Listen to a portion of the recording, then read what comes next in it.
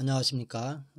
우리의 소중한 문화유산의 생명과 가치를 함께 나누고 이어가는 궁궐문화원 소속 문화유산 해설가 유재술입니다. 오늘 저는 여러분과 함께 약 2시간에 걸쳐서 이곳 강화 전등사를 함께 산책하도록 하겠습니다. 지금 제가 있는 곳이 동문인데요. 절에 오르는 길이 오르막이라 다소 힘들지도 모르겠습니다만 약 1km 정도의 거리니까 산보하는 기분으로 천천히 걸으면서 그 먼 거리로 인해서 지겹지 않도록 그렇게 하겠습니다. 이른 봄이라 다소 아쉽습니다.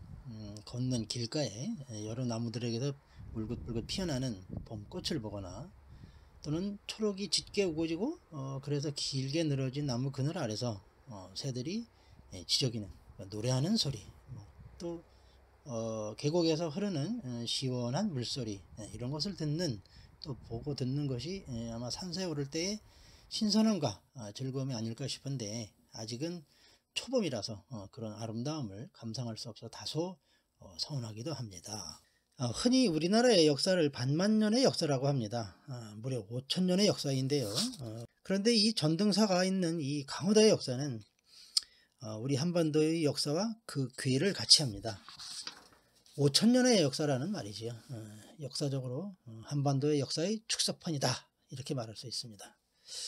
왜 그런가 하면 고조선의 단군 왕검, 그 단군의 어리 담긴 이 만이산을 비롯해서 고려 때의 대몽항쟁, 그리고 조선에 와서도 후금과의 치욕적인 그런 형제 맹세를 강요당했던 정미호란, 또 근세에 와서는 병인양요, 신미양요 등 우리나라의 부침의 역사가 고스란히 담겨져 있습니다.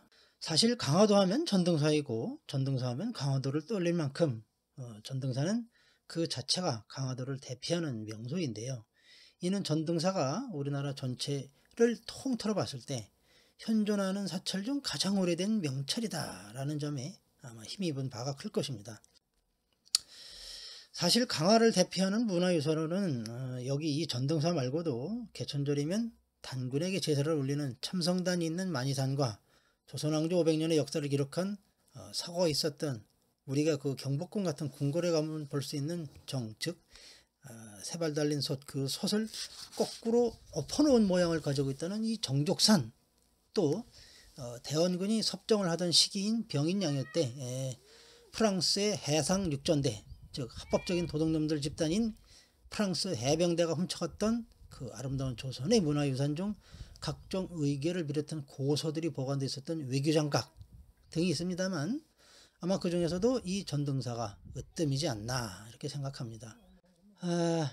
문은 있으나 문루가 없는 이 동문을 지나면 양헌수 승전비가 있는데요.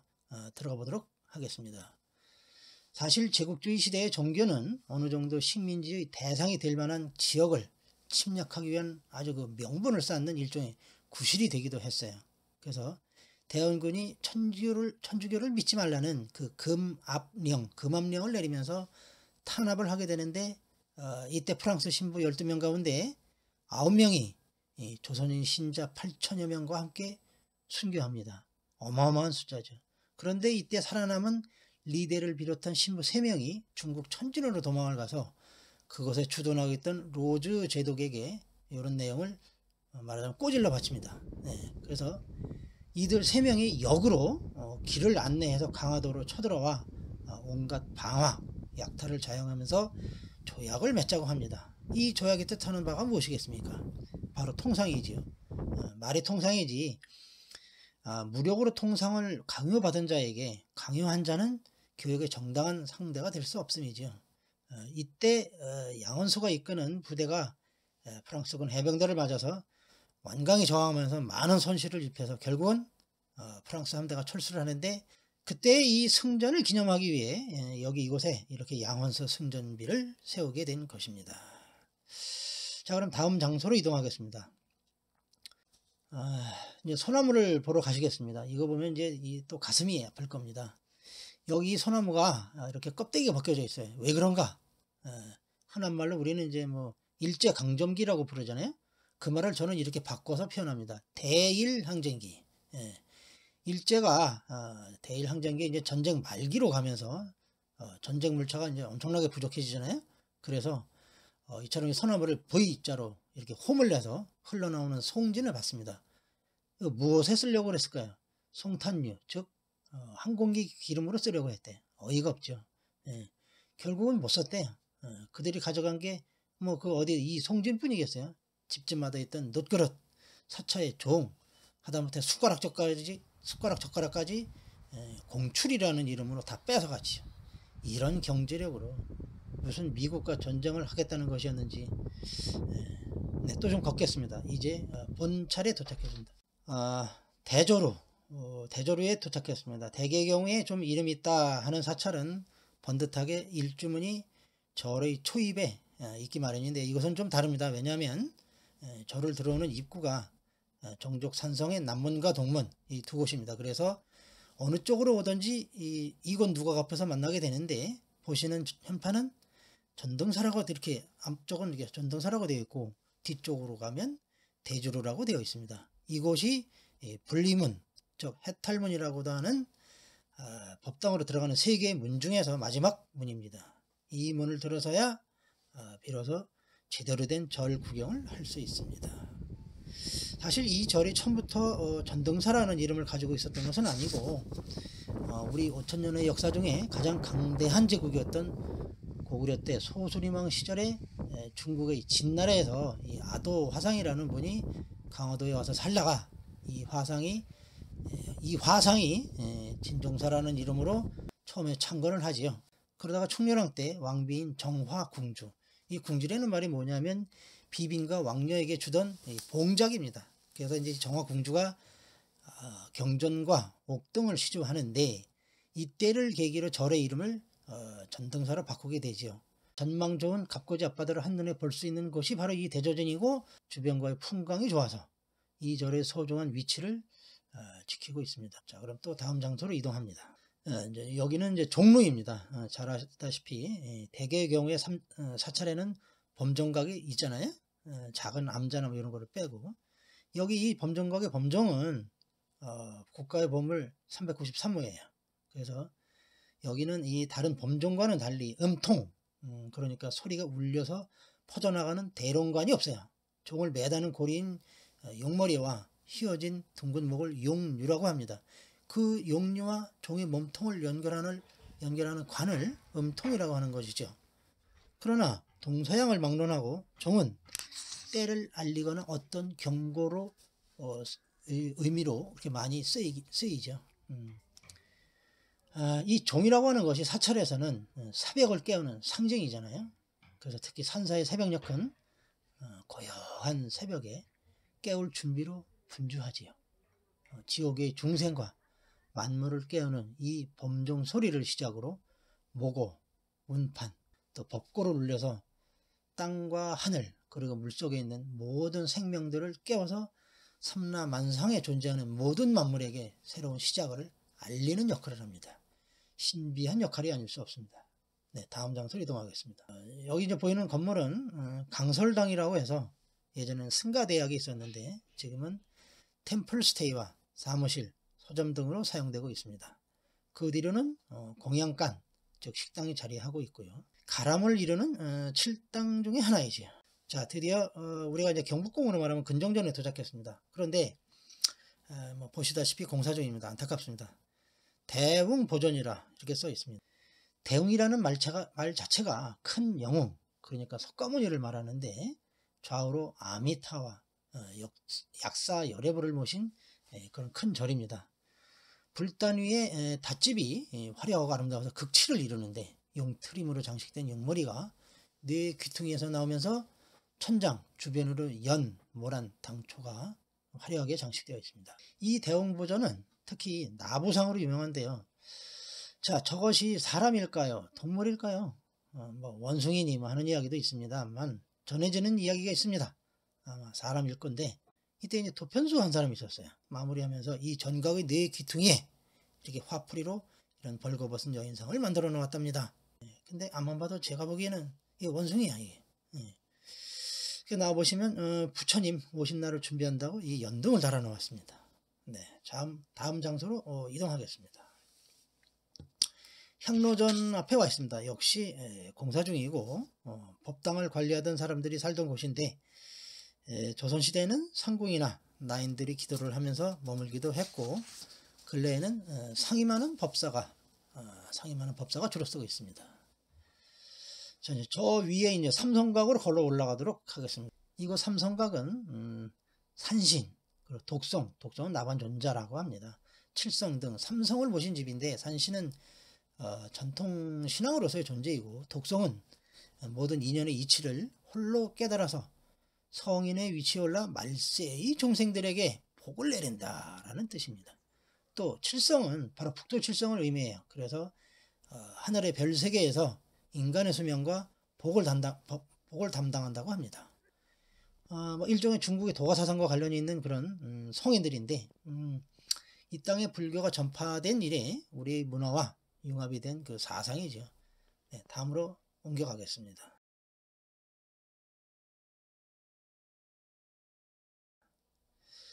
저기 보이는 건물은 이제 취향당이라고 합니다. 글쎄 영조가 행차를 했을 때 기념해서 지은 건물일까요? 알려진 정보가 별로 없습니다. 그러나 지금은 스님들의 공부방으로 사용되고 있어서 정숙을 요하는 장소가 되겠습니다. 그 옆에는 이제 저의 관심이 높은 정족산 사고가 있습니다. 제가 이제 지난해 초가을에 강원도 오대산을 갔었어요. 그래서 오대산 사고를 아주 어렵사리 찾아서 이제 갔는데 그거 사고를 지키는 임무를 맡았던 절 이름이 영감사예요. 이름이 좀 특이합니다. 그래서 영감사의 주지 스님에게 물어봤어요. 스님, 이 절이 왜 여기에 있습니까? 그 스님이 말씀하시기를 외란이 일어나자 외놈들과 싸운 것은 관군뿐만 아니라 사실 관군은 전쟁 초기에 싸우지도 않고 다 도망가기 바빴잖아요. 이순신의 수군을 제외하면 그래서 이제 창이라는 이름으로 의병이 일어나고 남해 바다가 이순신에 의해서 완전히 통제되면서 전쟁의 양상이 바뀌기 시작했다라고 보는 게 이제 제 시각입니다. 어쨌든 천민으로 홀대받던 그 주웅들이 승병을 자발적으로 조직해서 난리를 맡겠다고 엄청난 전쟁을 수행했는데 전란이 끝나자 임금이 그 물과 불 그리고 바람의 재화로부터 이 왕조실록을 보관하는 사고의 피해를 막을 수 있는 험준한 지형에 이 사찰과 사고를 짓게 했어요. 그래서 이거는 마치 왕과 왕비가 승하를 하면 왕릉 근처에 가까이에 원차를 짓게 해서 명복을 비는 그런 이치와 유사한 것이죠. 그래서 이제 한참을 그 스님과 대화를 하다가 물러나면서 법명을 여쭈었어요. 그 스님이 그래요. 수도하는 중의 이름은 알아서 뭘 하냐 하면서 끝내 이름을 말씀하지 않으시네요. 좀 그게 아쉬웠어요. 또 이 건물 안에는 실록을 보관하던 장서각과 또 조선왕조의 그 족보죠. 족보를 보관하던 선원보각이 있는데 오늘날 이 정족산에도 사고는 있을지언정 실록은 당연히 없을 것이라서 안타까운 마음입니다. 자, 이제 내려가시는 길에 잠시 서서 광화문을 보도록 하시겠습니다. 경치가 아주 훌륭합니다. 염화가 아닌 갑고지 앞바다라고 불러야 할 우리의 땅입니다. 조금 내려가서 약사전으로 가겠습니다. 약사 열애상을 모시고 있는 전각인데 그 약사 열애불이 금박으로 되어 있습니다. 대웅보전과 거의 같은 양식입니다.